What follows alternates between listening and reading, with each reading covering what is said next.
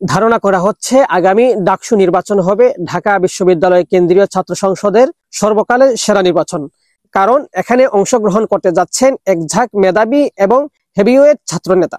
তবে যে দুজনের দিকে সবার নজর তারা হলেন ছাত্র শিবিরের সাদিক কায়েম এবং বৈষম্য বিরোধী ছাত্র আন্দোলনের উমামা ফাতেমা।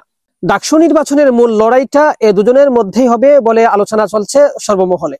সাদিক কায়েম ও উমামা ফাতেমার পাশাপাশি আরো যারা ডাকসু নির্বাচনে লড়বেন তারা হলেন ছাত্রদলের দাবি শাখার দপ্তর সম্পাদক মল্লিক ওয়াসিউদ্দিন তামি, কবির জসিমউদ্দিন, হলের প্রচার সম্পাদক তানভীর বারিদ হামিম, বৈষম্য বিরোধী ছাত্র আন্দোলনের সমন্বয়ক ও বাংলাদেশ গণতান্ত্রিক ছাত্র সংসদের দাবি শাখার আহ্বায়ক আব্দুল কাদের, কেন্দ্রীয় আহ্বায়ক আবু বকর মজুমদার, কেন্দ্রীয় সদস্য সচিব জাহিদ হাসান, দাবি শিবিরের বর্তমান সভাপতি এস.এম. ফাহাদ, সাধারণ সম্পাদক মোহাম্মদ মহিউদ্দিন খান, ছাত্র অধিকার পরিষদের সভাপতি বিনিয়ামিন মোল্লা, স্বাধীন বাংলাদেশ ছাত্র সংসদের আহ্বায়ক জামাল উদ্দিন মোহাম্মদ খালিদ, সাবেক সমন্বয়ক এ.বি. জুবায়ের, মুসাদ্দেক আলী ইবনে মোহাম্মদ, ইসলামী ছাত্র আন্দোলনের assistant secretary general Khairul Hasan Marjan, ঢাবি সভাপতি সাইফ মোহাম্মদ আলাউদ্দিন। তবে সবার ভিড়ে সাদিক কায়েম এবং উমামা ফাতেমার নামটাই জোরে সুরে উচ্চারিত হচ্ছে।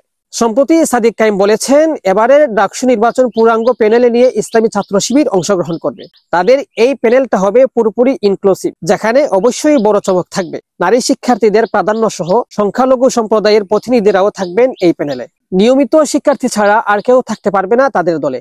ডাকসুর গণতন্ত্র ফাইনাল হলে এবং নির্বাচন কমিশন গঠন হওয়ার পরেই নিজেদের প্যানেল ঘোষণা দিবেন সাদিক কায়েম। অন্যদিকে উমামা ফাতেমা প্রাণ রসায়ন ও অনুপ্রাণ বিজ্ঞান বিভাগের 2018 ও 19 সেশনের শিক্ষার্থী। বৈধ সিট আমার অধিকার প্ল্যাটফর্মের প্রতিষ্ঠাতা ও বৈষম্য বিরোধী ছাত্র আন্দোলনের মুখপাত্র তিনি। ছাত্র ফেডারেশনের ঢাকা বিশ্ববিদ্যালয় শাখার সাধারণ সম্পাদক ছিলেন উমামা। সর্বশেষ ডাকসু নির্বাচনে কবি সুফিয়া কামাল হলের পাঠাগার সম্পাদক হিসেবে প্রতিদ্বন্দ্বিতা করেছিলেন তিনি। ছাত্রলীগের গড়ে তোলা গণরুম ও গেস্ট রুমের বিরুদ্ধে আওয়াজ তুলতে প্রতিষ্ঠাতা করেন বৈধ সিট আমার অধিকার। বৈষম্য বিরোধী ছাত্র আন্দোলনের কেন্দ্রীয় সমন্বয়ক ও মুখপাত্রের দায়িত্ব পালন করছেন তিনি। জুলাই অভ্যুত্থানে নারীদের অংশগ্রহণ বাড়াতে পালন করেন গুরুত্বপূর্ণ ভূমিকা। মেডেলিন অলব্রাইট অ্যাওয়ার্ড প্রত্যাখ্যান করে আন্তর্জাতিকভাবে আলোচিত ও প্রশংসিত হন উমামা। সার্বিকভাবে এবার একটা জমজমাট ডাকসু নির্বাচনের আশা করছেন ঢাবি শিক্ষার্থীরা। তবে শেষ পর্যন্ত কার গলায় জয়ের মালা উঠবে তা জানতে অপেক্ষা করতে হবে আরো কয়েকটা মাস। শেখ সাদি, বিডিএস নিউজ, ঢাকা।